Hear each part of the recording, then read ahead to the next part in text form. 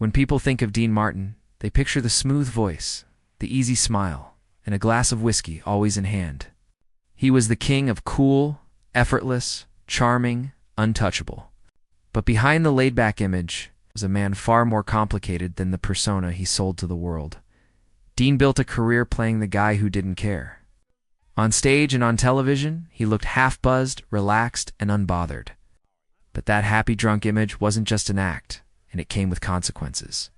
Friends and colleagues admitted that while Dean exaggerated it for laughs, alcohol was a real and constant presence in his life. It helped him cope, but it also created distance between him and the people closest to him.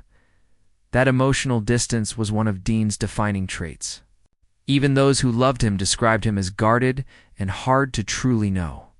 He avoided conflict, rarely talked about his feelings, and preferred to walk away rather than work through personal problems.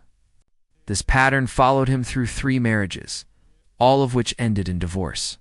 Fame made him adored by millions, but often unavailable at home. Then, there were the whispers about his connections. As a core member of the Rat Pack alongside Frank Sinatra, Dean moved in circles that overlapped with powerful and sometimes questionable figures in Las Vegas. While hard proof of wrongdoing, this never truly stuck to him. The era was thick with rumors about mob influence in entertainment. Dean, as always, smiled, sang, and stayed silent, letting mystery protect him. Perhaps the most heartbreaking chapter of his life came in 1987, when his son, Dean Paul Martin, died in a military jet crash. Friends said something in Dean changed after that. The man who had built his identity on not caring seemed to quietly withdraw. He performed less, appeared less, and the sparkle that once defined him faded into something heavier. In the end, Dean Martin's greatest performance may have been convincing the world he was carefree. Beneath the tuxedo and the tumbler glass was a man who avoided pain by pretending it wasn't there.